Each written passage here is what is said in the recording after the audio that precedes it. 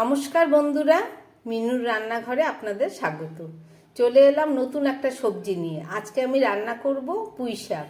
তার জন্যে এই যে কিছুটা পুঁই শাক আমি ভালো করে কেটে জল দিয়ে ধুয়ে নিয়েছি, আর সঙ্গে নিয়েছি কিছুটা সবজি।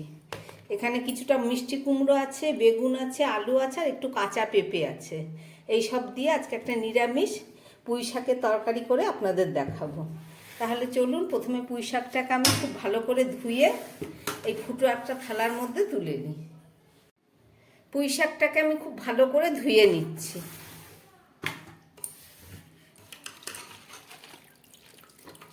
এই ফুটো থালার মধ্যে রেখে দিচ্ছি যাতে খুব ভালো করে জলটা ঝরে যায়।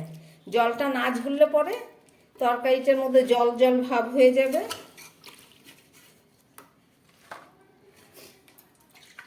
আমার পুঁই শাকটা নেওয়া হয়ে গেল। এবার চলুন রান্না করে আপনাদের দেখাবো। একটা কড়াই বসিয়ে দিলাম, তাতে দিয়ে দিচ্ছি পরিমাণ মতো সর্ষের তেল।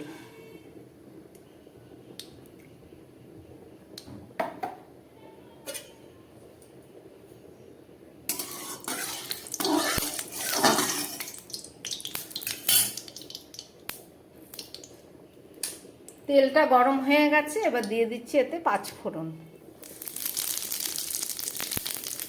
আর দিয়ে দিচ্ছি 2 কাঁচা লঙ্কা। ফোড়নটা হয়ে গেছে, আমি সবজিগুলোকে ভেজে নিই।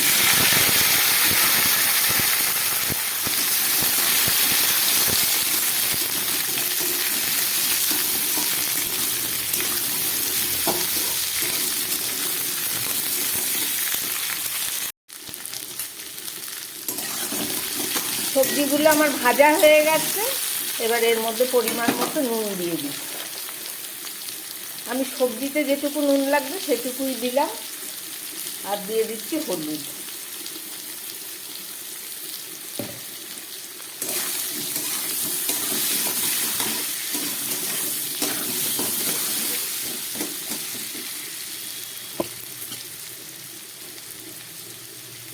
নুন হলুদ দিয়ে সবজিগুলো খুব ভালো করে ভেজে নিয়েছি। এবার দিয়ে দিচ্ছি এর মধ্যে শাকগুলো।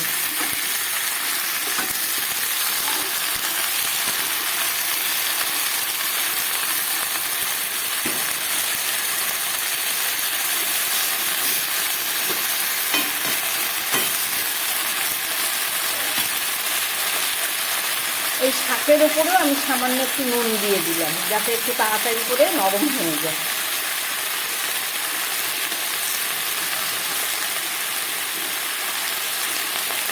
একটা ঢাকা দিয়ে দিচ্ছি, 2-3 মিনিট পরে ফেরত এসে আবার নেড়ে আবার দেখাচ্ছি।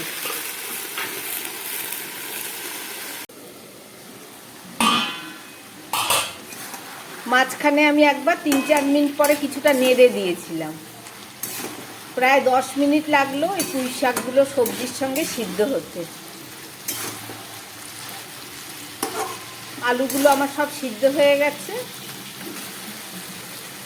এবারে এর মধ্যে আমি একটু ভাজা মশলা দিয়ে দেব। সামান্য একটু জিরের গুঁড়ো আমি ভেজে রেখেছিলাম আগে, যেহেতু এটা নিরামিষ তরকারি।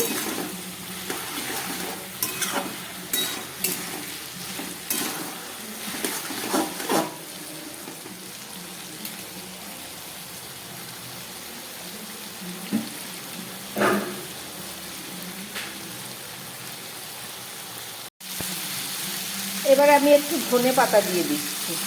নিরামিষ তরকারিতে একটু ধনে পাতা দিলে খেতে খুব ভালো লাগে। আর দিয়ে দিচ্ছি কালারটা একটু ভালোর জন্য একটু গুঁড়ো লঙ্কা। এটা কাশ্মীরি লঙ্কার গুঁড়ো।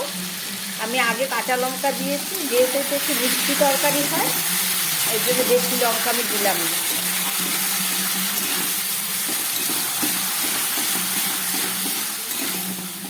দেখুন কত সুন্দর সিদ্ধ হয়ে মাখো মাখো হয়ে গেছে তরকারিটা।